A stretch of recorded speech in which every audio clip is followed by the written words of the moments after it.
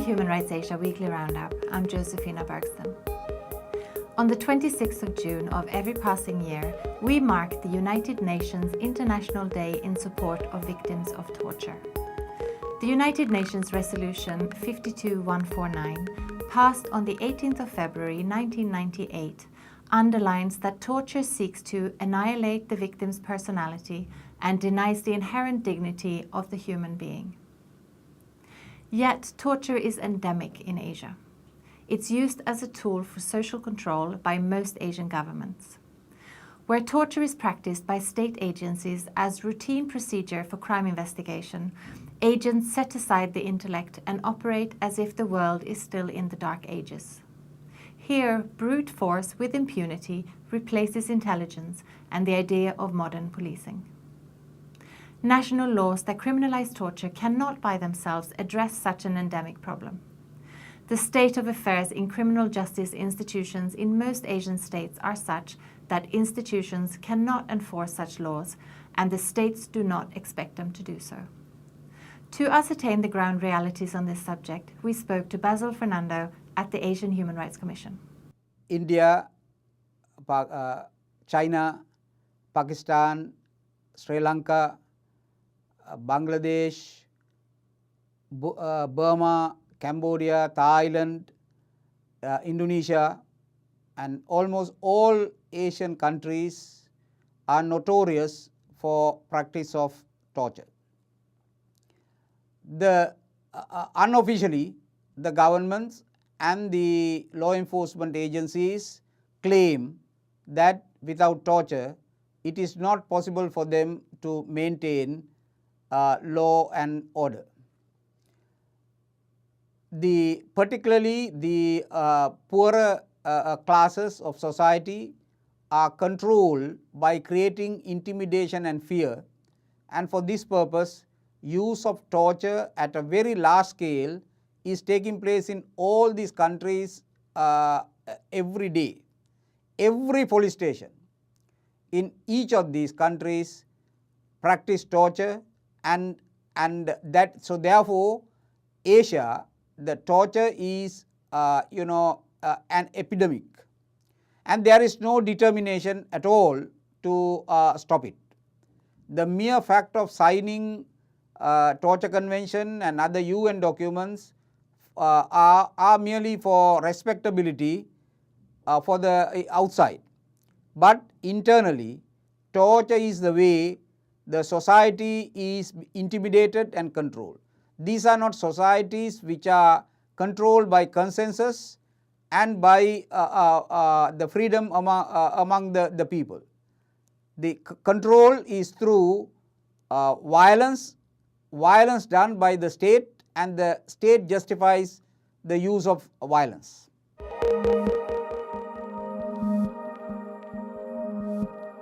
Torture is widely practiced in India, and the country does not have a law that criminalizes torture.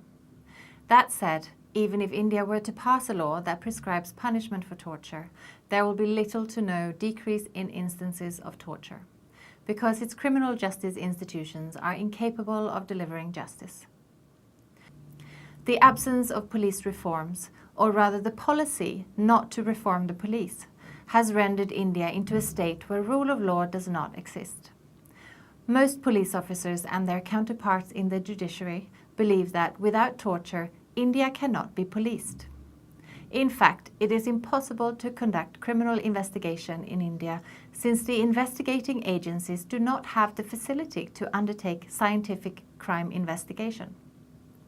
Additionally, the courts cannot guarantee prompt adjudication, as they're bogged down by the absence of infrastructure necessary for their functioning. The result is organized lawlessness in what is referred to as the largest democracy in the world. This lawlessness has been organized to maintain the status quo, where the rich and connected converge to enjoy the privilege of law enforcement that protects their wealth and defends their crimes, and where the scattered majority reap the bitter fruits of lawlessness. By resorting to torture, law enforcement agencies in India ravage the body and dignity of individuals who cannot buy their freedom from such devastation. This crime has received constant approval from the country's parliament. In the past 64 years, there has been no policy affected to modernize India's police. For more on India, we spoke with Kerala lawyer Sojan Job. The practice of torture is widespread in India. It is often targeted against the weak and the poor. Torture is brutal assault upon the body and mind of the victim, and there is no complete recovery from it. Torture is often used as the only means for crime investigation and is often practiced with impunity. The police officers also use torture or in many cases the threat of it for extracting bribes from detainees. Having appeared for torture claimants in court, I must say that proving a case of torture in India is very challenging. First, there is no law that criminalizes torture in India. Even if a law is passed, it will be still difficult to prove the case, since physical injuries sustained by a detainee who alleges of having tortured in custody can only be proved by timely and proper medical examination. This is possible only when the arrest is recorded on the first place. Unfortunately, in India, police violates the criminal procedure code by failing to record arrest. It happens. Illegal detention is the norm, and arrest is recorded only after the police finishes their business, which often is torture and extortion of money. Given the practice of following procedural laws to the least minimum and violation of norms with impunity, even if there is a law against torture, it's not going to do any good in India.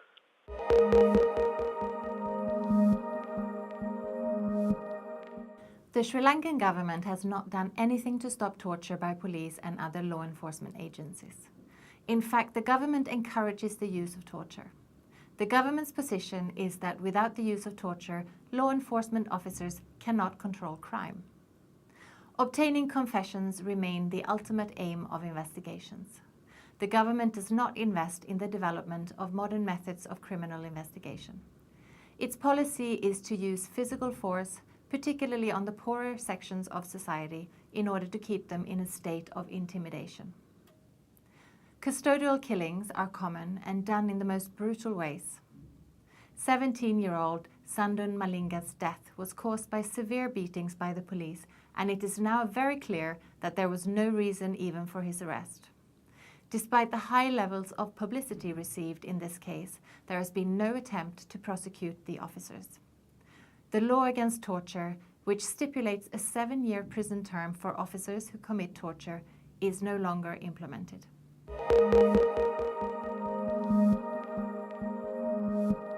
Torture by state and non-state actors continues in Nepal, despite the armed insurgency having ended in 2006 and the Comprehensive Peace Agreement having been signed the same year.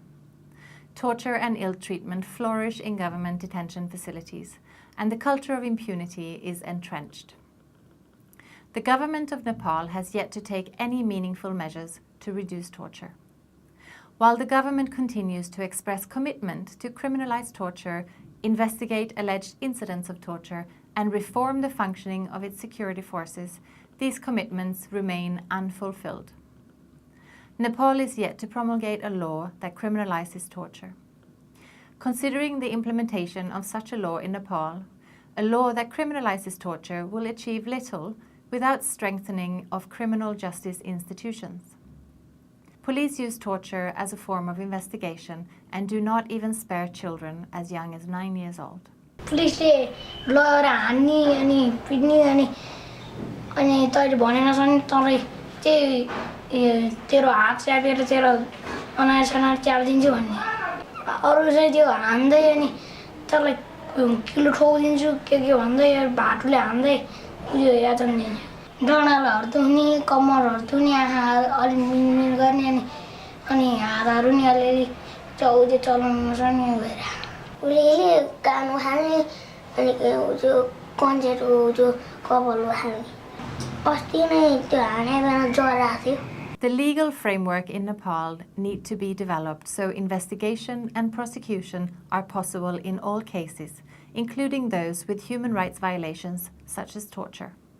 Unless Nepal strengthens its criminal justice institution, the practice of torture is going to remain routine.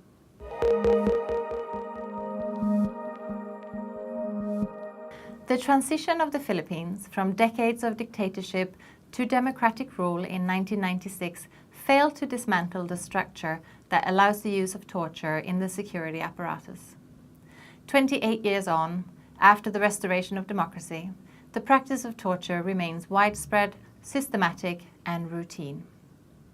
Though reforms were implemented, notably codification of freedom from torture as an absolute right in the Constitution, and the enactment of a specific domestic law against torture, these have failed to dismantle the practice of torture.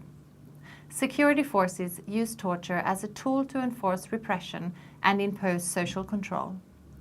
While the perpetrators of torture remain unpunished, torture victims fail to obtain adequate remedy.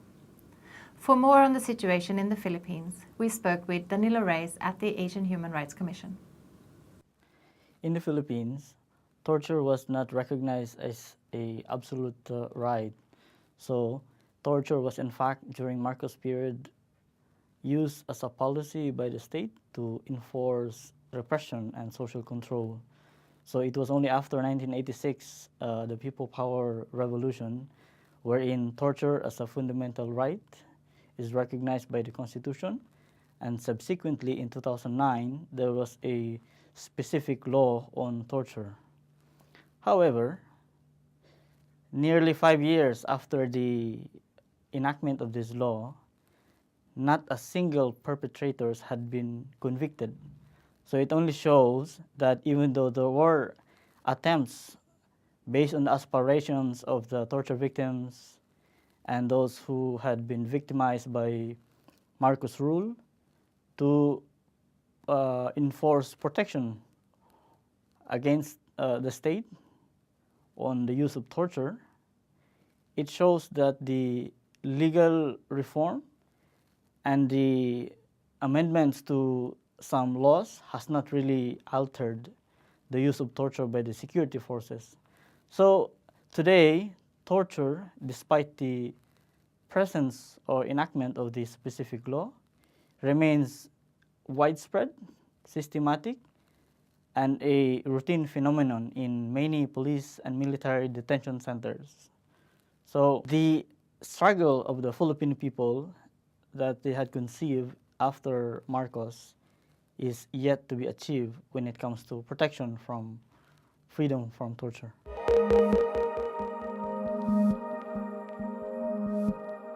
And now to Indonesia.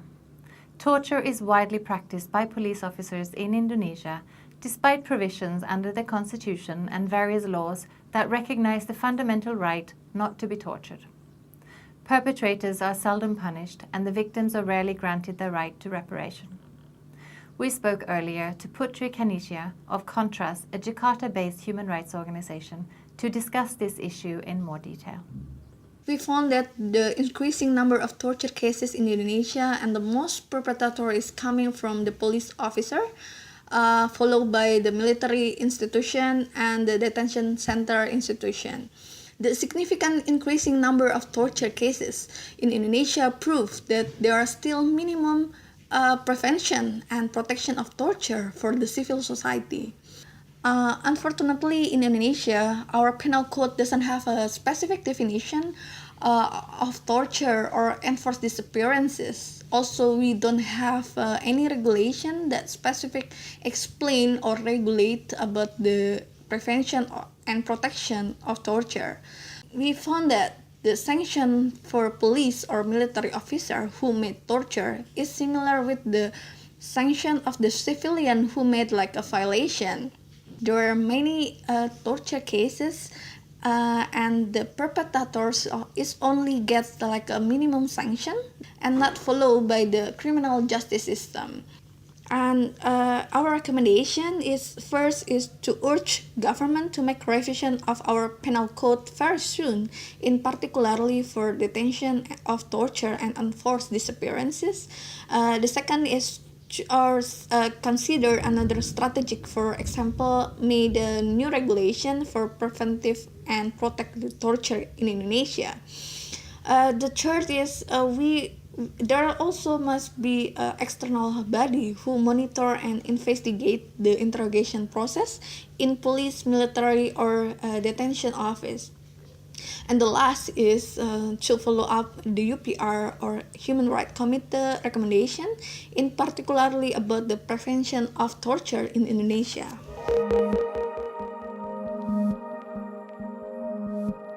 Bangladesh's criminal justice institutions are incapable of upholding the rule of law in the country. Dysfunctional rule of law institutions have rooted torture within the policing system, and criminalization of torture has not made any difference in reducing the endemic practice of torture in the country. We spoke with Mohammed Ashrafuzzaman, Program Coordinator of the Asian Human Rights Commission, to learn more about torture in Bangladesh. Torture is the biggest problem in Bangladesh. It's not new if we say that torture is endemic in Bangladesh. But many people do not understand that the basic problem which allows torture to be an endemic problem in the country is that the failure of rule of law institutions to address this problem.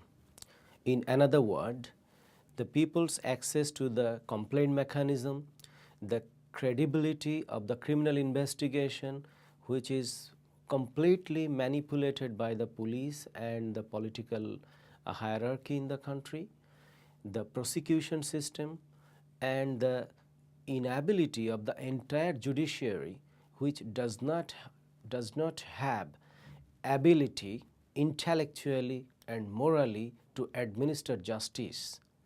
These are at the center of the problem.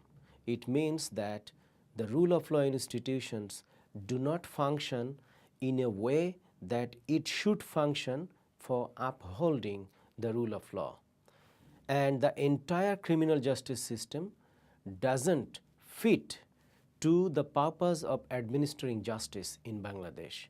That's why torture is the endemic problem in this country, despite the fact that it has been criminalized in 2013 October, but there is no instance that this law has been in practice, either by the government or by the non-governmental entities in the country.